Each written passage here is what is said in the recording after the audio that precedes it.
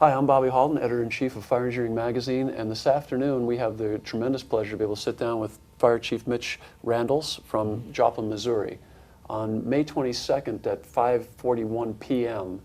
2011, the city of Joplin was literally torn in half by an F4, F5 tornado that went for 14 miles through the length of Joplin, Missouri. About a mile wide in some spots, but 14 miles of devastation. During that time, the Joplin Fire Department remained on duty.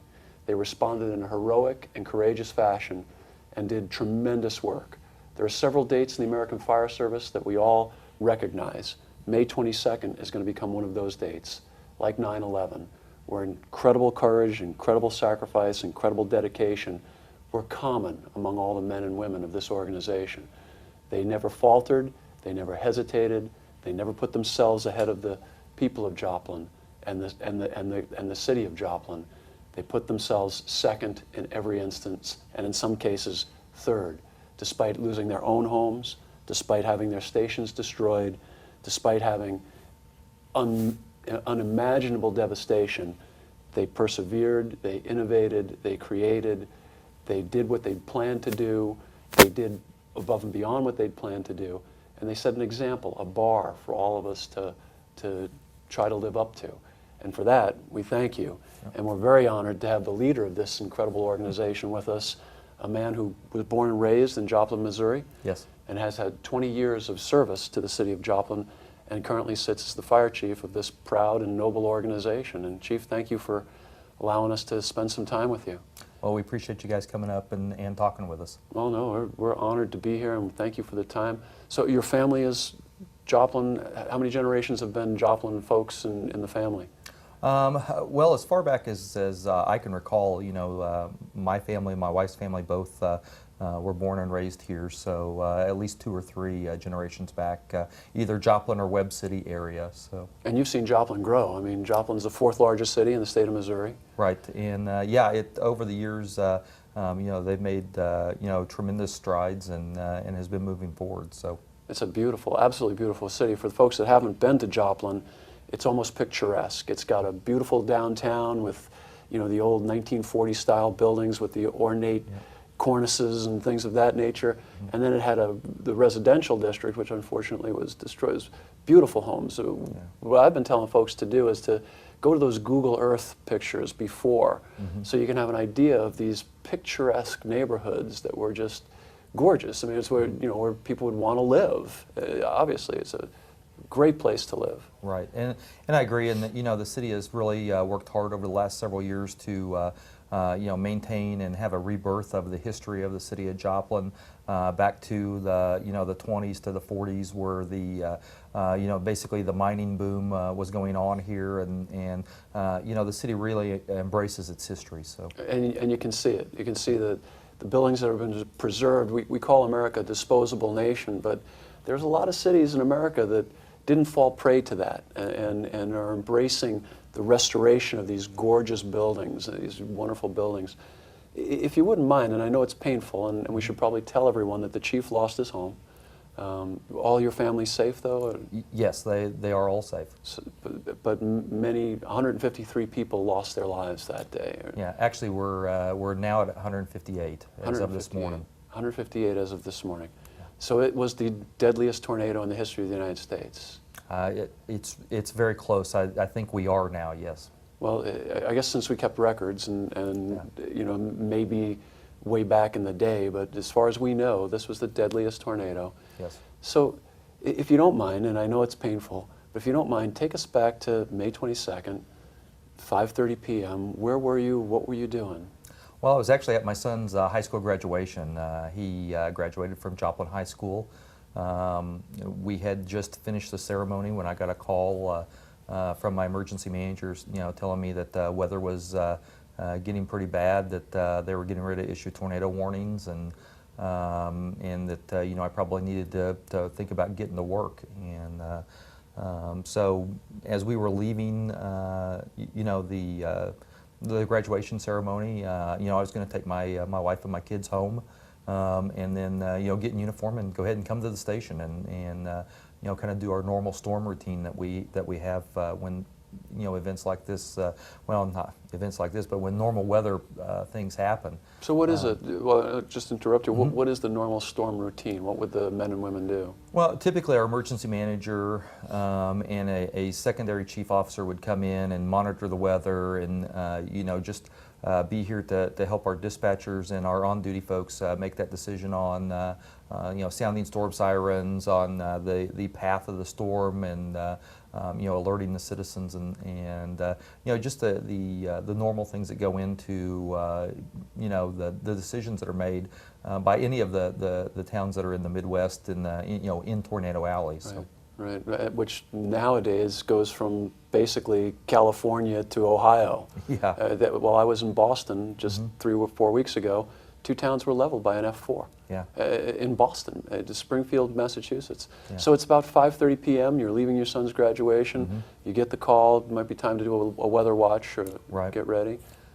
Yeah, and I'd started to, like I said, to take my wife and my kids home, and just for some reason, I just got a feeling that I probably needed to get on into work. So we turned instead of going home, and I just brought them here with me, and got to the station about 5:35 or so, and just a few minutes beforehand. The emergency manager and I was watching the live radar that we have available to us here, and when we got a report of a tornado on radar, and it was on the western edge of town, we went ahead and sounded the sirens for a second time, we called off responses by the fire crews, and instructed them all to head for cover as well.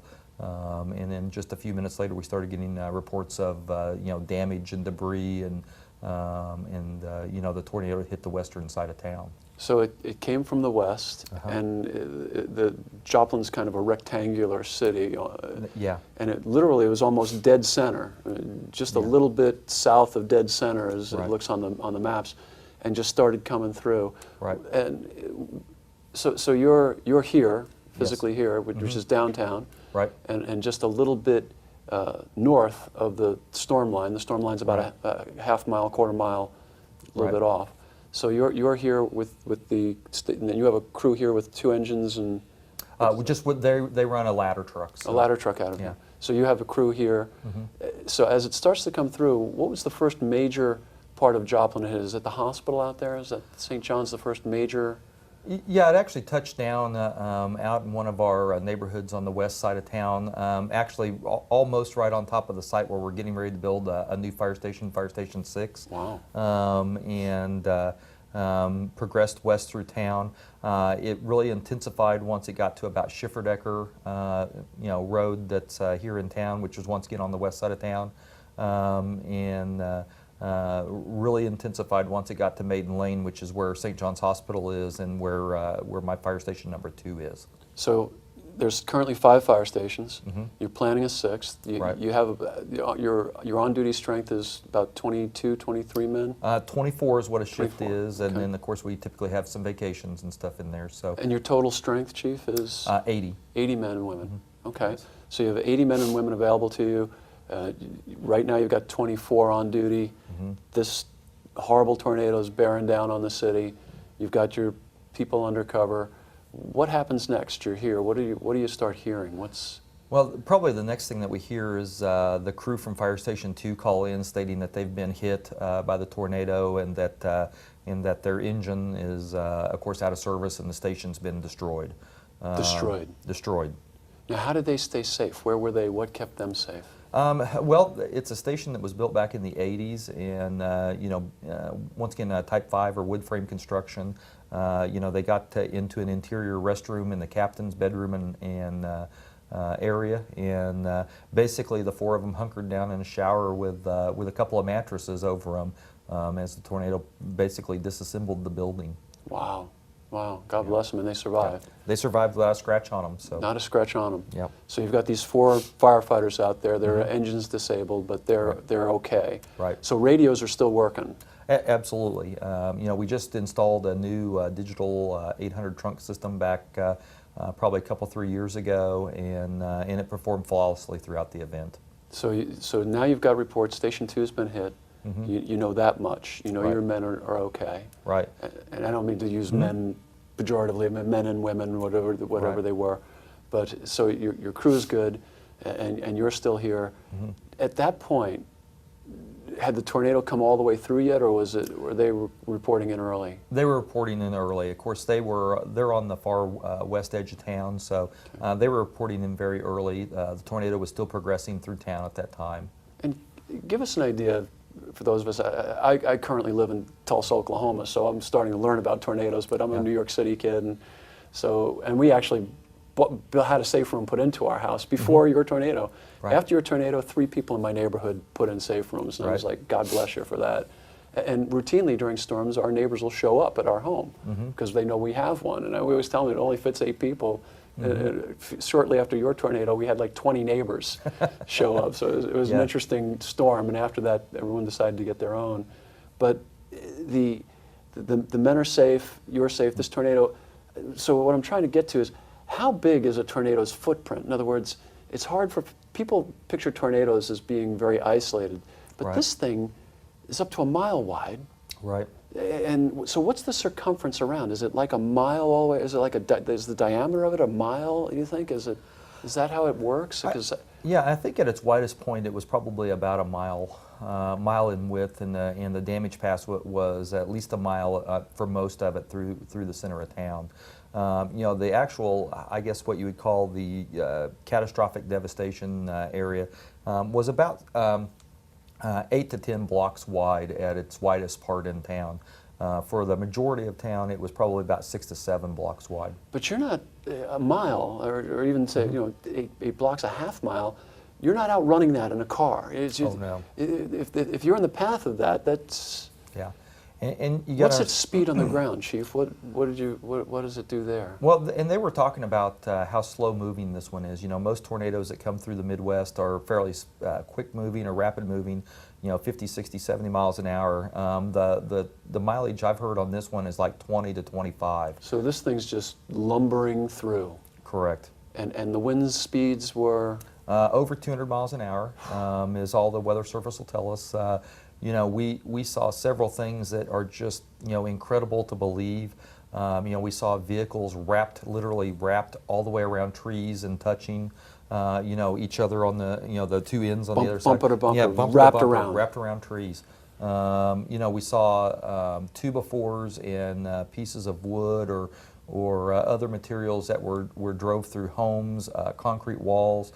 We had one 2x4 we found that we've got a picture of that was had actually been drove through a street curb, a concrete street curb, and penetrated it, probably 5 to 6 feet through. Oh my goodness. I know at my house, when I finally got out there a few days later, I found a curtain rod that had completely penetrated the exterior wall of my home. And I'm talking, a little small metal curtain rod that had penetrated through a 2x4, insulated wall on a home and completely through into the sheetrock. There was it was probably about 6 foot long, about 2 foot was hanging out the outside, and about 3 foot was inside of it, and the rest of it was in the wall. So here's this mile-wide monster with 200-mile-an-hour winds. It's just devastated Station 4, coming through the city. Yeah. And you're hunkered down here with your wife and kids. Yeah. And what starts happening? What are you hearing now? How does this thing progress? Well, of course, we heard that Station 2 had been hit, so we've got the confirmed tornado on the ground. We've got the confirmed damage. From our emergency plans, it's obvious that we're going to need assistance. And so, at this point in time, we don't know that it's the half mile or mile wide. We don't know how far it's going to go. But I get my battalion chief that was on duty that day to start calling for mutual aid from our neighboring departments.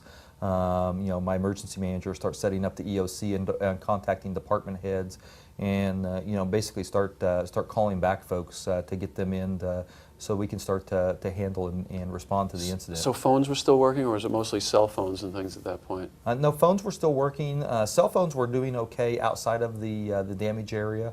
Within the damage area, of course, once again, the cell phones for the first 24, 48 hours were pretty much useless. You had some texting ability, but as far as voice conversations, for about 2 to 3 days, you just didn't have. Because all the towers are gone. Because all the towers are gone, and all the power is down to the towers that are left. So. Wow. Wow. But shortly after that, pretty much as soon as 2 had said they'd been hit and had been destroyed, I told my battalion chief I was going to go out and just check on the 2 crew, make sure they were okay, kind of survey that, and then start just a quick Windshield survey. Yeah, survey of the extent of the because first thing we had to do is figure out how bad have we been hit, how long is this thing, how bad is it, and what are our capabilities that are left. And so I head for Station 2. Now, were both your kids with you, or? Yes, both of them were So with you me. knew your family was here. And Yep, knew the family was here and was safe, and my wife and son had actually believed they saw the tornado go past.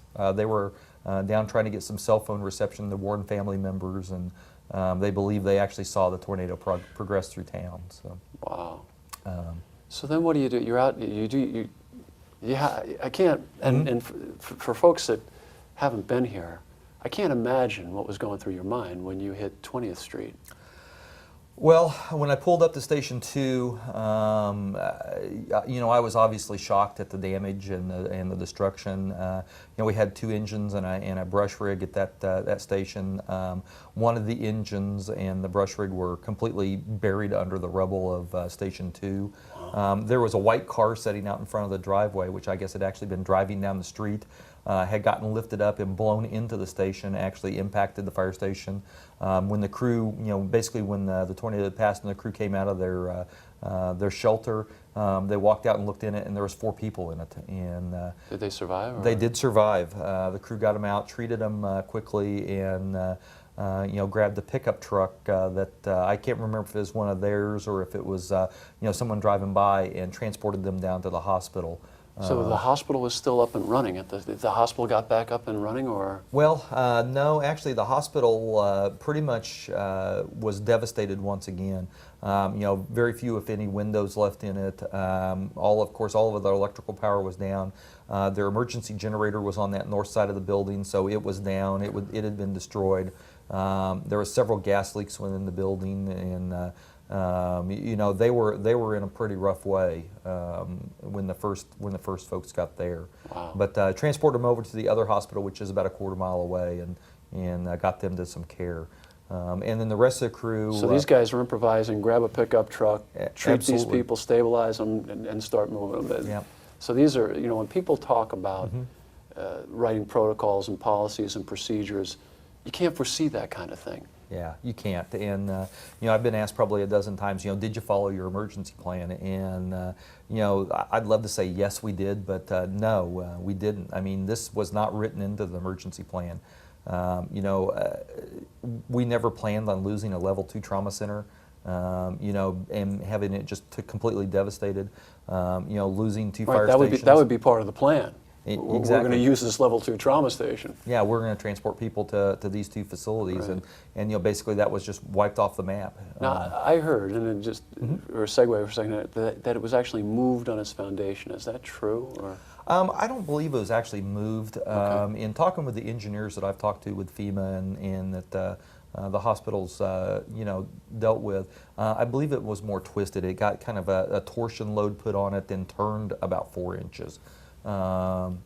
Still, turning a building 4 inches, that's it's probably a stout building. Absolutely. Compared to the building we're in right now, which is a former civil defense fallout shelter with 3-foot thick floors and walls to withstand a nuclear blast. That was probably the second strongest building in town. Wow. Probably our only true Type 1 construction building in town. And like I say, it just devastated that building. So, wow. So you're out there with the crew of Station 2. They're triage and treating people as they can on the fly. Right. Were they able to get any of their equipment operational, or they're just their equipment's completely? Well, we were able to dig out one of the engines. It had been damaged, but we were still able to dig it out and get it into service. It didn't look very good, but it was operational, and we did run out of it for about 3 to 4 days until we could get some replacements in the town. So we did at least have that one available to us for that first few critical hours. How long? Give us a sense of how long. It was moving about 20 miles an hour. It's 5:40 in the evening. when it had, what time was it when it lifted off and you were able to get in and start to take a look at things? How long was that? About what time of the evening would you be out there on the west side? Probably about 6 o'clock is when we actually, I got the 2 crews started, and I got to start on the windshield survey of it, and so about 20 minutes after the initial touchdown. So you still had about 2 hours of daylight to... Yeah, about 2 to 2.5 hours of daylight to try to get a survey done and get some responses started. And give us a sense of how do you do that? I mean, how do you, as the fire chief, how do you... Yeah, I mean that's the the cleansing exactly. breath. Yeah, and it's it's one of those things, and once again, it's one of those things I've probably been asked 100 times of where do you start, and that's just it. There's so many places to start. You just have to pick somewhere. Right. And for us being 5 stations, 5 vehicles, we've got calling crews coming back in, and we've got mutual aid partners coming. But once again, even with everybody that's within 30 miles of me just showing up instantaneously, I still don't have enough people to deal with everybody that needs assistance. Right. And Typical crisis response. You don't have enough folks early on, and then right. soon you have more folks than you really want. Right. Not that you can manage them, but it becomes a point where you have to tell people, okay, hang on a second here. Well, and things don't, once you get to that point, things don't move as quickly as what people want to do, want it right. to move, and myself included. We wanted to move through this very quick. We wanted to be very responsive to the citizens' needs, and once you do get that number of crews and helpers in, it does take you a while to get them tasked out, in an effective manner and in a pattern that you can check off homes and structures. So and the weather wasn't cooperating. Like a lot of people picture tornadoes and then the sun yeah. comes out and it's a normal day. Yeah. But you were inundated with several storms for several days after this. Yeah, we were in. We dealt with rain probably for the first 30 to 45 minutes following the tornado, and then it did clear off for that night and through part of the next day. That next day we started getting reports of severe weather headed our way, and once again we went under tornado warnings 2 separate times the following night,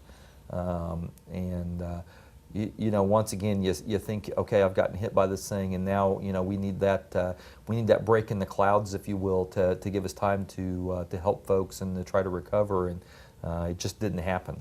Now, so the tornado has come through. Mm-hmm. You're doing the windshield survey. Right. Your crews are reporting back into the operations chief, and you're mm-hmm. setting up your EOC and right. calling mutual aid and doing all the normal things we would do. How many surface rescues, anecdotally, do you think your folks performed that first evening? Because they must have done hundreds. Yeah, and that's the bad part is during those first few hours you want to try to capture as much of the information as you can, and I don't believe that we're going to ever know truly how many were actually performed, but between the fire, the police, the EMS crews that came into town to assist us in that first 12 to 24-hour period, I would have to say literally hundreds if not thousands of surface rescues, and aid was given to the walking wounded or even some of the more severe wounded. Not only did the emergency response community, but the citizens in town, were transporting people in pickup trucks or cars or just whatever they had available, trying to get them to either triage areas that we had set up throughout the city, or to the hospitals, or just some sort of a place where they could get care that they needed because of the injuries from the storm. Well, I was amazed. We arrived Monday morning about 10 a.m. How many of the streets you had cleared? I mean, right. Clearly your public works department did an outstanding job yeah. of clearing the roads, because yeah. the emergency responders and the traffic was moving well, and your law enforcement people did an exemplary job, because yep. every intersection had officers at it who were yeah. managing the traffic flow and doing yep. a wonderful job. And we saw a lot of your mutual aid crews and a lot of your folks mm-hmm. working, trying to do searches. Right. So how do you, if you give us a sense that night starts to fall, mm-hmm. you recognize you're been hit by an incredible act of nature. Mm-hmm. how many homes, you know now exactly, Mm-hmm. but how many homes, give people a sense, I mean, it's a third of the community. Right. How many homes? You know, what we're hearing now from FEMA is, and from our planners and our building staff is right around 8,000 living structures. So, you know, that's homes and apartments, individual apartments.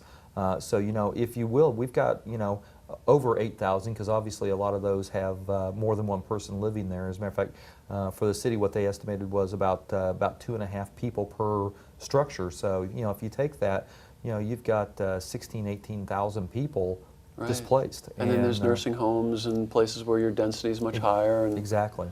my goodness. And So. churches and everything else. Yeah. You know, once again, this was a Sunday night. You know, not only are we in the middle of Tornado Alley, but we're in the Bible Belt. Right. So very religious and Sure. and God-fearing, you know, population.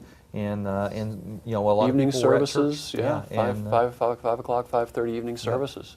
yeah, so a lot of people were either on their way to or were at church, or, you know, of course with the high school graduation on, a significant amount of the population was out there. You know, there was some, you know, 4,000 to 5,000 people at the graduation ceremony. So. Now, do you think that helped you, Chief, in terms of having some folks, now, was the high school area with, the notifications went out twice. Right. So did the people at the high school get those notifications as well? Did they, Well, did they know what was going on? Yeah, luckily graduation was out at our college, local university that is on the north part of town. So the high school was actually empty at the time, which was once again a blessing for us and for the community. Did it get devastated or? Yes, the high school's been destroyed, suffered significant damage, and as well as a technical school that's next door to it. So, you know, if we would have been having the graduation ceremonies there, you know, I think the death toll would have probably been significantly higher than what it currently is. So, you know, a little bit of luck that rode along with us that night, and you know, I'm very glad that that graduation was over, you know, at Missouri Southern instead of at the high school. So that helped keep some folks out of harm's way. And then the warnings that went out, and there was some stuff on the MSNBC and some of the major networks where they implied that folks may have ignored the warnings, but I don't think that's, I don't think the, no disrespect to East Coast folks, I was raised there, but I don't think they understand what people do to take cover here Right. in the Midwest. I mean, people took cover as best they could. This was just a storm of unimaginable power. That's right, and you know, living in the Midwest, you know, tornado warnings and thunderstorm warnings are pretty much a part of daily routine. It's a way of life. Sure. It is. It's a way of life. It's just like if you live on the coast with hurricanes. You know, it's a very common occurrence for the folks in Florida and you know the Gulf and Atlantic coasts. You know, around here it's not unusual. You know, in the weeks since then, you know, we probably had 20 different thunderstorm warnings since then, and you know, and probably about 6 or so tornado warnings have been issued just since May 22nd. So it's a very normal mode of life for the Midwest and any of the communities around here. To say that people ignored the warning, I don't know that would be fair to say, but like once again, they are very much a part of normal life. Right. So. You know, did the warning send that first warning at about 20 to 25 minutes before the storm impacted us? Did people start scrambling for cover then? And I think that the obvious answer is no. Well, and I think that people need to understand too, when a tornado warning comes out, they don't say it's going to go down, you know, between 3rd Street and 20th Street, and it's not that precise. Yeah. You know, so the warning is just basically to raise your awareness level. So folks do, you know, they make sure that the water's in the closet or wherever they're going to take cover, and that they, you know, Sure. it's to give people an awareness level. It's not specific because, Right. and with this tornado, even if you knew it was coming, it's a mile wide. Exactly. Where are you going to go? Exactly. And The second warning that was about 3 minutes before the tornado struck the city, in talking with folks afterwards, that first warning, everybody was aware. They started watching the weather and those types of things. The second one, I heard, numerous more people were headed for cover and taking shelter. But once again, the weather had deteriorated significantly, obviously, in those 20 minutes since the first one. You said your son and your wife thought they saw it. Mm-hmm. And I've never seen one. Neither have I. Yeah, which is, because people always ask me, what does it look like? How would they describe it? Because what I've heard is that it just looks like really dark cloud, and it's... and that's pretty much, they just described it as a dark shadow that was moving across town. Wow. Of course, they were extraordinarily scared when they saw it, and I can only imagine. I mean, it had to be an extremely terrifying ordeal to either see it, number one, or to actually live through it and to be in it. And well, even just to be, as you are, the fire chief and responsible for all these good folks with all these gas leaks now, and you're doing your windshield survey, and you had 2 fire stations that were impacted, isn't that correct? That's right. Shortly after getting out to 2 and checking on them, of course, we heard from Fire Station 4 saying that they had been hit, and once again, their vehicles were destroyed as well. And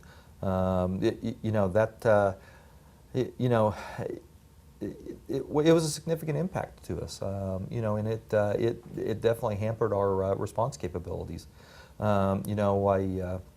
I got a hold of our captain and our battalion chief on the radio from Station 4, and their vehicle was inoperable.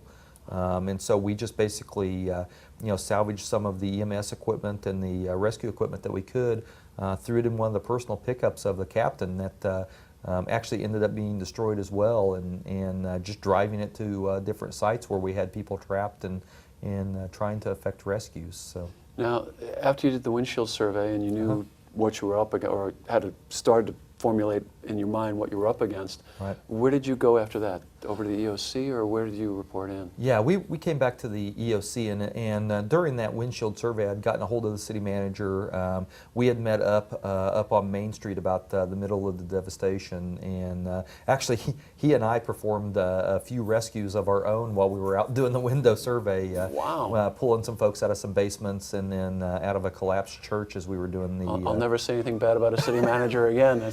He was a real trooper, Was he? and he got thrust into some situations that he's not used to dealing with. Sure. And I think he had told me that it was the first time he'd actually seen folks that had been deceased, without being through, like a mortuary's handling, right. or whatever. Right. Real true victims. The true victims, and we saw dozens that night, and I know it's affected him, and he asks us, how do you guys do that? And it's just unfortunately it's a part of the job and the job requirements for the fire service or EMS or police to see that. And I think he's got a much better understanding now of what we do and what we deal with. And so I feel bad for putting him in that situation, but at the same point in time, I think we affected the rescue of several folks from, like I said, from a couple of basements and from a church that had collapsed on some people. So wow.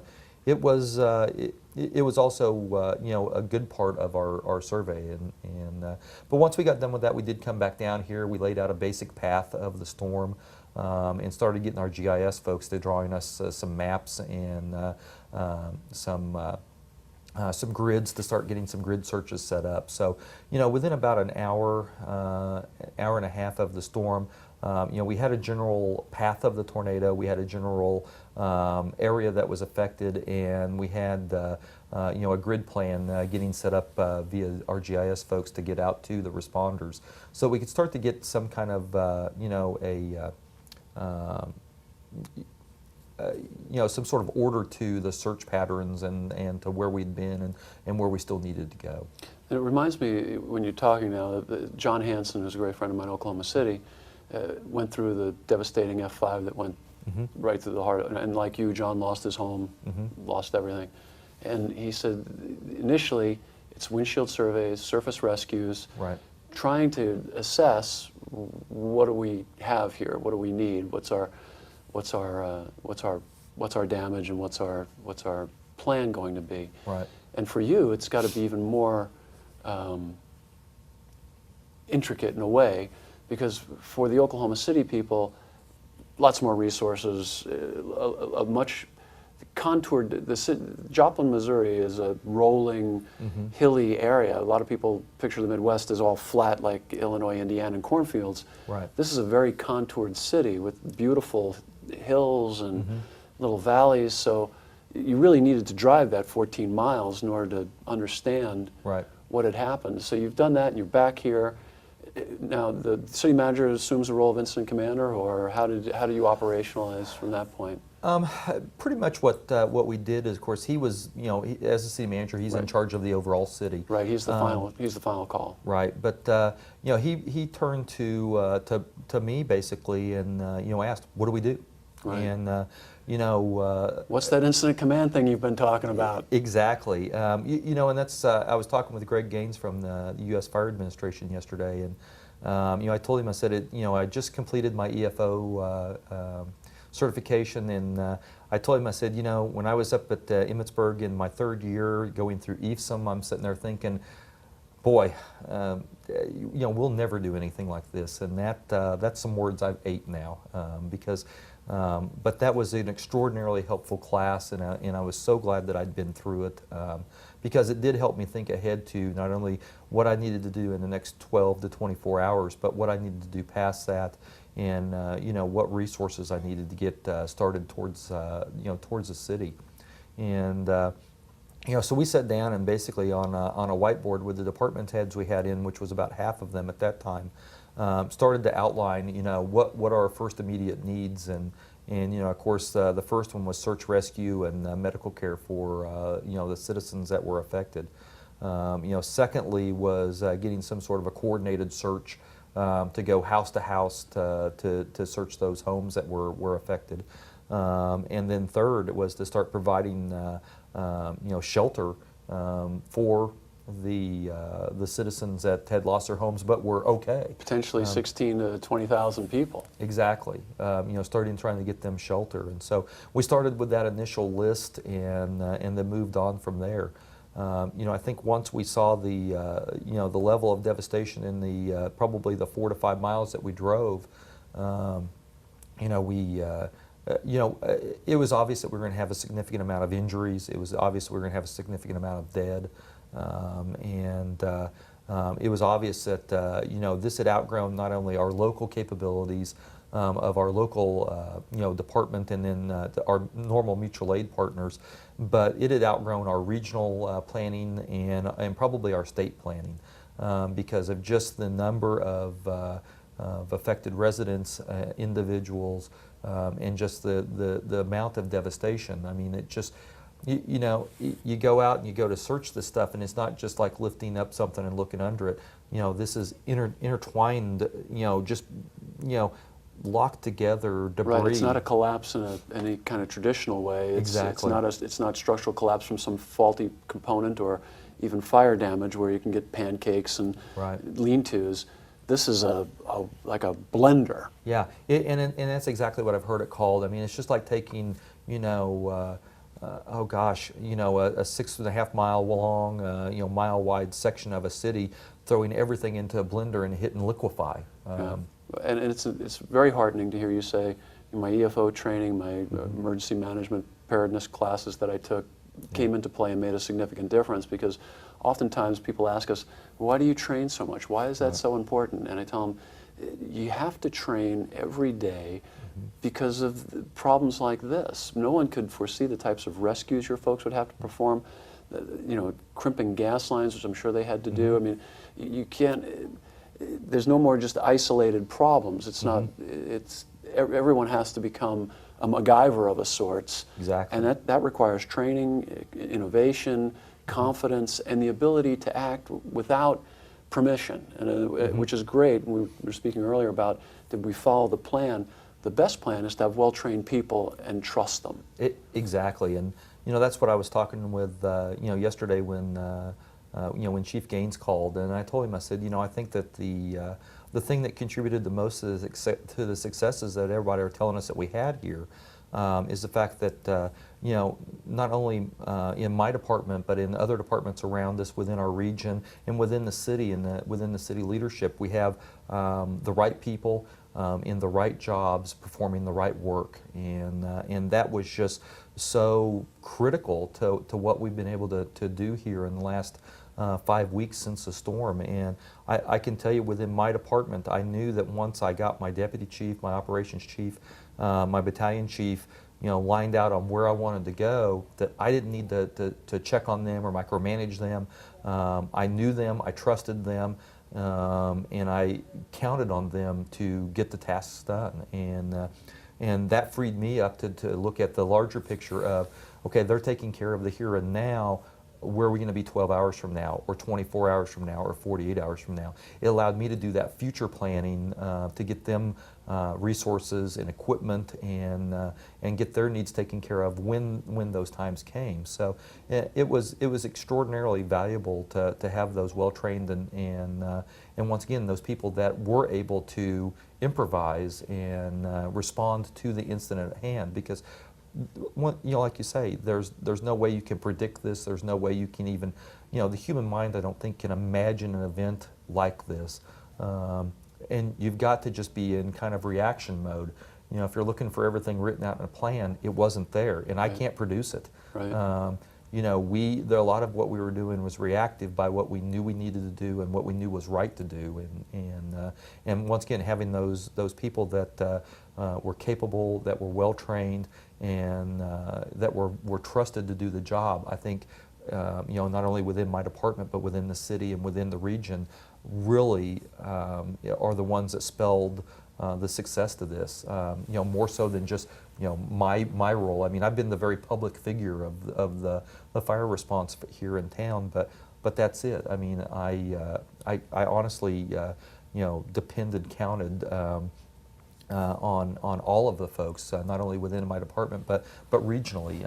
We've been working on regional planning for events and with other departments, both Springfield, Missouri, Branson, Missouri. We've worked regionally since 2002, and all of that planning, all of that time getting to know folks and getting to know capabilities really paid off in this event. Having good neighbors and good relationships with those neighbors really is the key. And I think absolutely, one of the things that we talk about all the time when we talk about training is one of the most critical things we develop in training is trust for one another. Mm-hmm.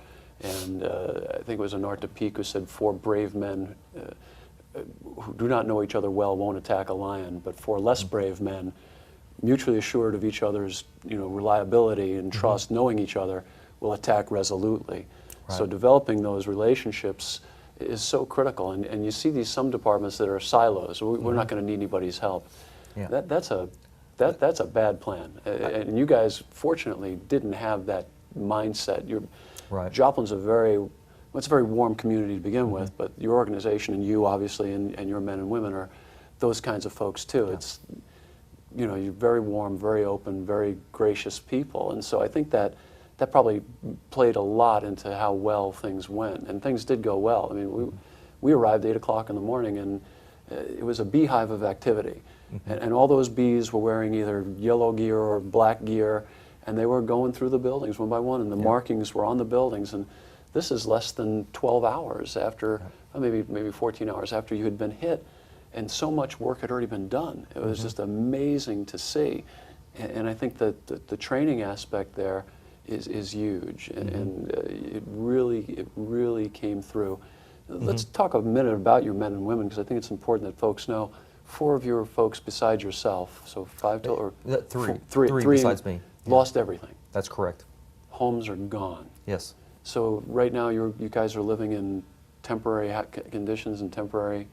Yeah, either with friends or family, or they've gotten a rental of some sort. Kind of like with me, I'm in a duplex right now, a fairly small duplex compared to the size of our home before.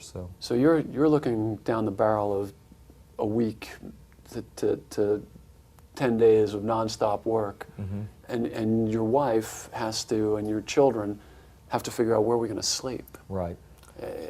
How do you manage that, Chief? Well, the first couple 3 nights, we basically, my office was our home. and my wife and kids stayed in there with me. And you know, it's not a big office. It's maybe 15 by 15, and you know, the four of us were sleeping and basically using that as our home. Wow. You know, after about the third or fourth day, you know, they moved to be with my sister and live in her basement for about another week. And you know, lucky one of the county commissioners had a duplex that came open and available, and you know, we were able to move into it. You know, they basically call a place that, you know, somewhere that we could live. And my daughter keeps telling me, she goes, "This is not home. This is not home." And you know, it's one of those things that. You know, it's the only home that my two kids have known is the house that we lived in, and you know, we've basically lived there since they were born, and so they don't know anything else. Right. So, and you know, that's why she was saying that. And you know, it's very much the same with my crews as well that lost their home. You know, both of them had been there for you know, some time, and you know, they all had families to look after and children to look after as well. And so you know, after that first initial 12 hours or so, you know, my first concern was to get them out of here and to get them home to take care of you know, those personal issues, and we did that the next morning. They had all reported to work, or they were either at work or reported to work with the general call in. But that next morning, once we got through that first push and got you know, the service rescues and those types of things done, I got them out of here so they could take care of their home life and get you know, get their loved ones taken care of. With 153 dead and thousands injured, how are your men and women doing? How is your department doing? Did you do anything special? Did you bring in counseling, or are they just using the churches and the, you know, how are they? I mean, they must have known dozens of those good folks. These are their neighbors and their cousins and relatives. I mean, yeah. You know, we've kind of used a variety of different methods for the crews. You know, we've had some actual debriefings with you know, some pastors that are, you know, fire department specific trained, and I think those were attended by a few. You know, most have sought their own either counseling or you know, debriefings through their own churches. Like I said, Joplin's a very religious community, and so I think everybody's been. But that's important. I think that's an important point. And faith, it's amazing how important faith is in disasters, and how important faith is, I think, to the fire service as a whole, to people who do, like your city manager, to see that amount of death, people who a half hour earlier were coming home from church or coming home from the store or getting ready to make Sunday dinner, dead, gone, whole families in some cases, lost. And then some of the folks literally lost, just gobbled up by this horrible act of nature, you know, gone. You have to believe in more than just the temporal. You have to have faith. You have to believe in more than yourself. I mean, and I think, sure, you know, I think that's what's kept our department going, and not to be overly religious. I am I'm very religious, and I know many firefighters are, and I think it helps me. I know it helped me in my career, and I think that living in a place like Joplin, where you do have plenty of pastors and reverends and priests and that you can talk to, and those people are trained. Yeah. And I agree. You know, it's like I say, it's about being more than just you, but it's more than about the individual. And survivor's guilt. Exactly. Your home is a block off the path of the tornado, and you're fine, and folks you've known for your whole life are gone. Yeah. And you know, so I think it does. It's got to help. And I mean, you know, I think that you know, a good majority of the firefighters here are you know, very religious in nature, and I think it does give them strength to move on through these things. You know, I think it's important. I hope the folks listening, the young people who run academies and get it, we should encourage it and not promote Episcopalians or Methodists or Catholics or whatever you happen to be, but promote faith. You know, tell people, you know, if you have faith, hang on to it. If you don't, take a look at it. It's something. Believe in something. Even if you want to go to Unitarian churches or whatever you want to do, but believe in something greater than yourself. Absolutely, and I think that you know, anyone in the fire service or public service needs to remember that it's more than just about the individual. It's not about me. It's about the community. It's about the bigger picture. It's about what we can do for others, and I think that religious belief and religious feeling plays into that very well, and it's about service. And when you talk to any of the major religions, as you say, and whether regardless of what your individual belief is, it's all about service to others and about self-sacrifice. And I mean, if there's anything that says the fire service, that's it. That's exactly. That could make a good EFO paper if anybody out there is going through EFO right now. That would Yeah. faith in its role in the fire service, or its, Right. or its impact in the fire service. So it's now 4 weeks. Going on 5, but Going yes. on 5, Uh-huh. 4.5, 5 weeks. How is Joplin right now, and what's the how do you predict the recovery? How long do you think the recovery is going to go, and what's the plans for your department, for your organization? Well, I think if you look out through the community, there's still a huge amount of volunteers coming in and lending a hand, and you still see neighbors helping neighbors, and I think it's just fantastic to see. If you look at the amount of destruction and the devastation, I don't think you can look at it and say, hey, in 6 months we're going to be fine.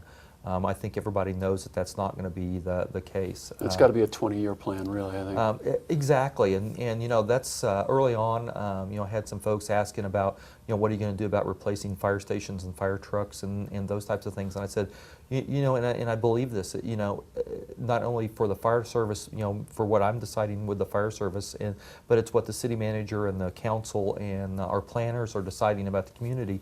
We're not affecting this year or next year or the next several months. I'm looking 50 years into the future. Where do I need to be? Where is this department moving? What are the pieces of apparatus we're going to need in the future? Because we have this, while it's been a horrible event, we have this opportunity to, misplaced fire stations. If we have a fire station that's a duplication and can be moved into a better area to serve the community better, now's the time. Right. If we're looking at switching to a different type of vehicle or different capabilities, once again, now's the time. You have discretionary time now to make decisions based upon long-range planning, where Exactly. sometimes as a city grows, it's just a fire station seemed like a good idea in 1960, but Right. in 2010, not such a good idea. Right. Either the demographics didn't work out the way they had predicted, or Yeah. so you do have an opportunity to move some equipment if it's appropriate to do so. Right, and that's what we're looking at now for the fire department. Is we're looking at where the city is projected to grow, where we're headed, where we have grown since since these stations were built and put in place. So we are taking that all in consideration. I think the other thing, the city right now has a moratorium on residential construction. And once again, it's to look at those issues. Do we want to build everything back to 1940 standards? And I think that the first reaction of everybody is, well, we need to be rebuilding, and I don't disagree, but we need to do it smart, and we need to do it with some thought and some planning. And I don't think anyone would want us just to go back and put back exactly what was there. I think they would want us to look at improvements and to consider basically the future and the next 50 to 100 years when we're planning neighborhoods and facilities and public services. We can't just turn a blind eye to the future, because before we know it, that future will be here. Oh, and this is we'll a great living in and it. this is a great place to live. This is an incredible part of the United States. If you haven't been into, I guess this is southwestern Missouri. This is gorgeous country, Yeah. a breathtaking country. Yeah. What does the Joplin Fire Department need? Right, people want to do things for you, and people keep talking about this. What does Joplin really need, and what does the Joplin Fire Department really need? Well, I think What would help? Right now we're still working on the insurance settlements and those types of things from the destroyed stations and the apparatus and those types of things. And so, we currently have loaner stations that are going up right now by the Army Corps of Engineers that are being built as we speak, and we hope to be occupying those by the end of the week. We've got loaner equipment from Pierce and Rosenbauer Mid-America Fire Equipment here in the state, and the Department of Conservation has helped us out with some vehicles. And, so right now, where that goes, we're doing pretty well. You know, I think the thing that's going to come out in the future is going to be the overall cost of this disaster. You know, they typically talk about disasters in millions of dollars. I heard very early on billions of dollars, and you know, billions of dollars. It's just one of those things until you sit down and start typing out the zeros on a calculator or something. You don't realize how much money that is. That's 9 zeros. That's big money. That's big money, and you know, just within the fire department, by the time that we replace, you know, fire stations and fire apparatus and gear that was lost and you know, equipment, you know, we're looking at you know, probably tens of millions of dollars just in what we lost in order to replace it in today's value. So.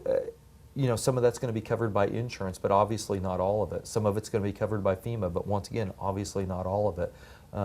You know, most of our immediate needs are met, but what we're going to need for the future rebuilding is going to be, and I hate to sound bad about this, and I feel guilty even saying it, but it's going to be cash. It's going to be money. Right.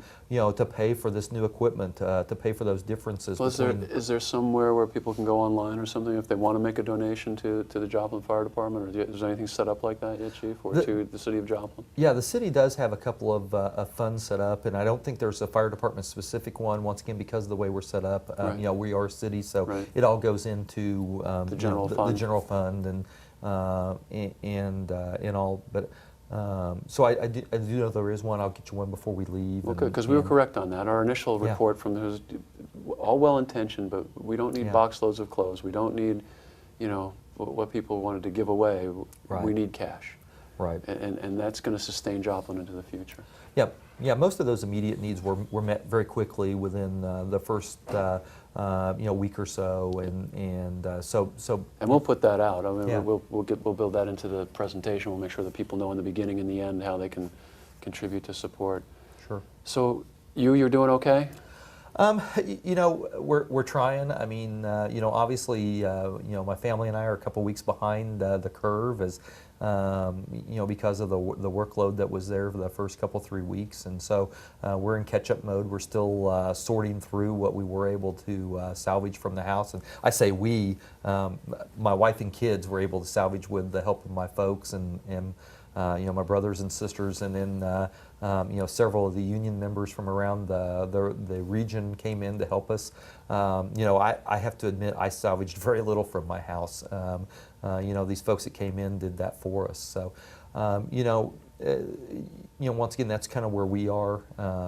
We're waiting on some insurance settlements and those types of things once again, and you know, trying to get our lives kind of back on track and back to normal. And you know, I guess my goal on a personal level is to be able to give my daughter a place to call home. Well, we hope you do that real soon, and we really want to thank you for taking the time to sit down with us today and allow us to have access to your staff and to your city. We know that you've got much better things to do than to sit and talk with us, but we thought it was important for you to get your story out to the fire service so that people could hear what it's like and how important it is to train, to be prepared, to lead well, and to be ready. All over the country right now, there's the floods up in Minot and the horrible fire in Los Alamos again. They're being hit again with a terrible. You know, I was there at the first Los Alamos fire. Now the second one's coming. So you never know, and being prepared is not just a motto for the American Fire Service. It's got to be a credo. It's got to be you know, something we live by and live up to. And certainly, you and your organization exceeded anyone's expectations in terms of excellence and dedication and preparedness, and it came through. And the level of professionalism that you and your troops showed was just amazing. And you know, our hearts broke when we saw the damage, and they're still breaking. I think Americans were just devastated to see such a beautiful community take such a dramatic hit, but we were also heartened to see that true American values came out, and you guys and gals really set a bar for the rest of the nation, and we thank you for that. And thank if you. there's anything we can do for you at any time, please don't hesitate to call on us.